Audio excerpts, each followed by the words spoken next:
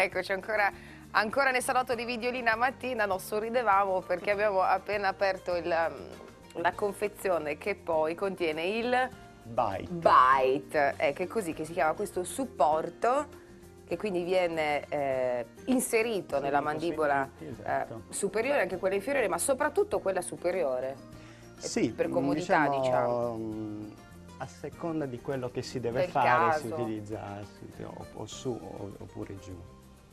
Allora, andiamo da Paolo Fasanari, è arrivato un SMS. Paolo. Sì, in realtà però nel frattempo il dottore aveva già risposto, ma noi per dovere di cronaca comunque gli leggiamo lo stesso gli SMS. Una bambina di 6 anni, la notte digrigna i denti, cosa si può fare, come si può risolvere, mi pare che lo stiamo dicendo proprio in questo momento. Sì, allora bisogna chiarire una cosa, come ho accennato prima.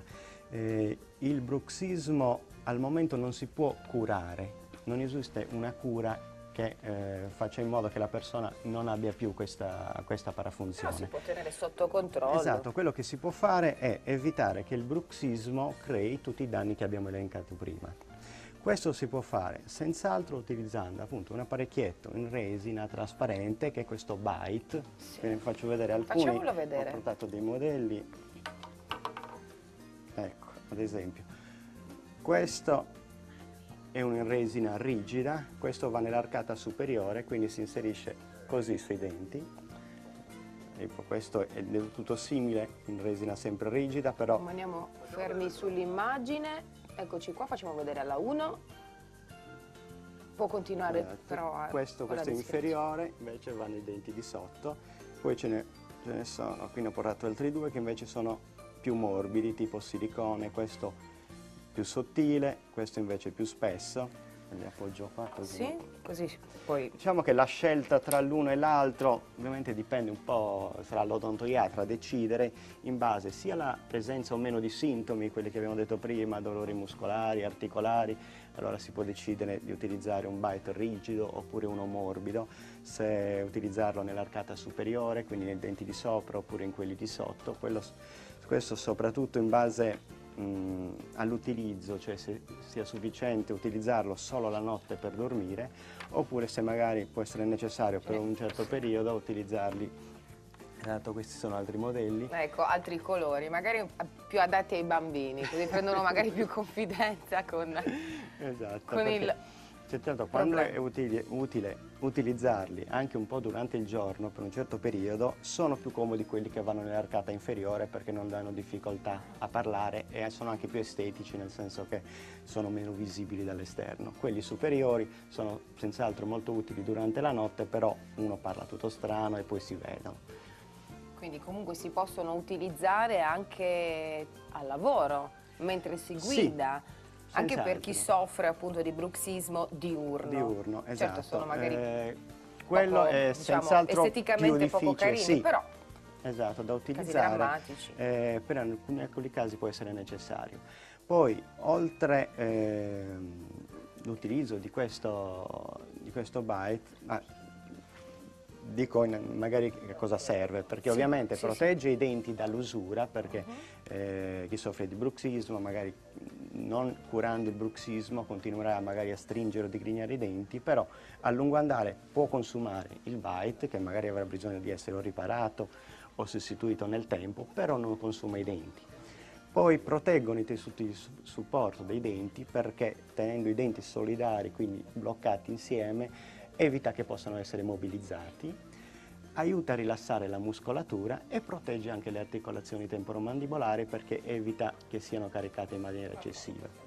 Poi, in aggiunta all'utilizzo di un Bite, in base alla causa, se si riesce a identificarla, del bruxismo, si può intervenire anche con qualche altra terapia. Faccio alcuni esempi. In alcuni casi il bruxismo può essere causato anche da patologie.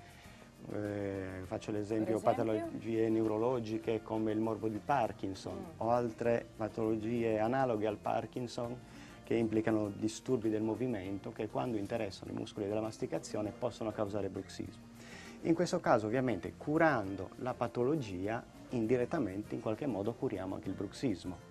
Oppure ci sono anche alcuni farmaci che possono dare bruxismo, sono farmaci anche in questo caso che agiscono sul sistema nervoso centrale, alcuni antipsicotici, neurolettici, sono farmaci che si utilizzano in psichiatria, alcuni antidepressivi, farmaci ad azione eccitante come l'anfetamina, dei derivati dell'anfetamina, cocaina, altre droghe, eroina, marijuana, sono tutte sostanze che possono dare bruxismo.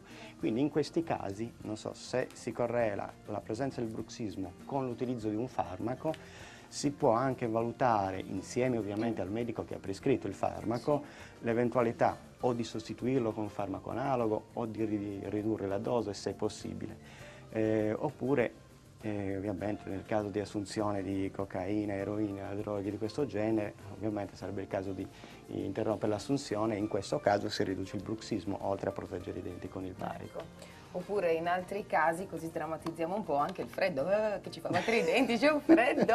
Ne approfittiamo anche per chiedere in giro per la Sardegna la situazione meteo allarmante, soprattutto nel centro. Abbiamo una telefonata, pronto? Buongiorno, sono Vitalia. Buongiorno. Complimenti sempre per la trasmissione. Volevo chiedere al gentilissimo dottor Medis, io ho tutte patologie simili di una malattia autoimmune, fibromialgia, angioedema di Quink, vascolite sistemica. Come mai la struttura pubblica non rimborsa questi bite? Perché l'Istituto di Ortodoncia non me li ha fatti, Smerrioni, Sbrozzo, eccetera. Come mai la struttura pubblica non rimborsa queste cose, dottore? Il dottore magari poco è responsabile d'Italia. Questo però quanto viene a costare un bite? È una domanda che io non le ho posto proprio per... Il costo varia molto perché in genere diciamo che non è che si compra dal dentista, non si compra il bite, si segue una terapia che include per lo più l'utilizzo di 1 o 2 bite se si usa solo di giorno o di giorno e di notte, e più in base alla sintomatologia, perché questa può variare molto, la terapia può avere necessità anche di altre cose, perché adesso noi stiamo parlando del bruxismo, quindi solo il bruxismo, però se sono presenti, non so, problemi muscolari, cefalea, problemi articolari, può essere necessaria una terapia che utilizzi, non so, anche di farmaci, miorilassanti, antinfiammatori, esercizi di fisioterapia, essere seguita nel tempo, a volte anche per 6 mesi, quindi diciamo la terapia tiene un po' conto di tutte queste cose, quindi può oscillare molto ovviamente anche da uno studio odontoiatrico a un altro. Più o meno, se dovessimo fare una media sui costi? Penso che più o meno possa andare da 400-500 euro a 1.500 euro. Completo? Una cosa del genere. Arcata superiore e inferiore? Tutta la terapia. Tutta? Sì. Ah, tutta la terapia compresa? Esatto, poi che so,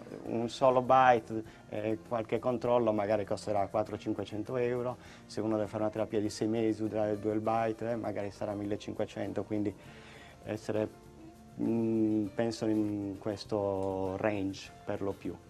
Poi il motivo per cui non viene fatto dalle strutture pubbliche oppure rimborsato, questo non ne ho idea. Ci sono alcune assicurazioni, credo private, lavoratori di alcune strutture che hanno delle assicurazioni per cui viene rimborsata in effetti, non so se in toto o per una certa percentuale, la terapia, perché a volte mi capita che mi danno questi moduli da compilare e poi vengono rimborsati, però non è un'assicurazione pubblica, credo. Signora, insomma, questo è quanto, insomma, aspetteremo tempi migliori, dottore. Questo problema, il bruxismo, potrebbe dare anche dei problemi per quanto riguarda la mobilità della mandibola, quindi parliamo in questo caso anche di articolazioni che abbiamo prima accennato. Può dare disturbi della mobilità della mandibola in effetti in 2 modi, sia creando appunto una specie di contrattura dei muscoli, e quindi quando i muscoli che noi usiamo per chiudere la bocca sono contratti, noi abbiamo difficoltà ad aprirla, quindi aprendo la bocca sentiamo tirare qua indolentemente, più di tanto non riusciamo. Esatto, non riusciamo ad aprire bene. Quindi sia non soltanto per masticare ma anche per parlare. Anche per parlare, sì. Quindi un problema... Quando questo è molto pronunciato la persona può avere difficoltà anche a spazzolare i denti, ad esempio, quindi sì.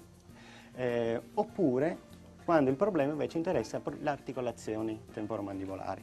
In questo caso, siccome è presente all'interno dell'articolazione un disco che normalmente insomma, ha dei suoi movimenti, in alcuni casi, anche in seguito al bruxismo, si può spostare questo disco e crea un ostacolo nel movimento della bocca. Quindi a quel punto improvvisamente, mentre nel caso muscolare in genere è una cosa un po' progressiva, nel caso dell'articolazione improvvisamente la persona non riesce ad aprire più di un paio di centimetri la bocca.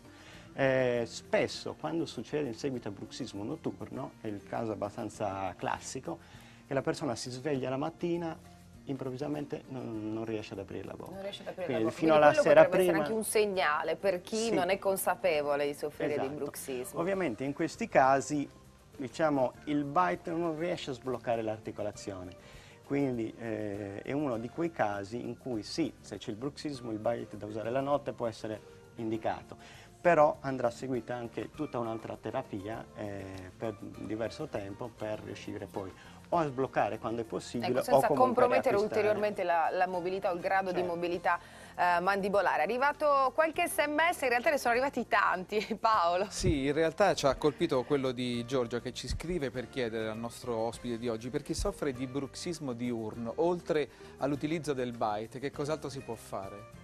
Allora, il bruxismo diurno, il bite in genere può essere indicato solo per un breve periodo. È molto importante imparare a controllarsi. Io suggerisco sempre di utilizzare dei post-it, fogliettini adesivi che si usano per scrivere, e disseminarli dappertutto per ricordarsi di non stringere e non digrignare i denti. Noi a riposo dovremmo avere le labbra unite, però i denti sempre separati. È importante notarlo e imparare a controllarsi. E magari chissà poi scoprirete anche le cause, voi medici. Grazie Prego, a Marcello Melis, a ovviamente la ringrazio anche a nome di tutti i nostri telespettatori. Ci ritroveremo tra pochissimo con una persona che in realtà non è abituata a stare davanti a una telecamera. Noi l'abbiamo, tra virgolette, quasi costretta a venire da noi per parlarci della sua mostra. Si chiama Elisabetta Messina, state lì.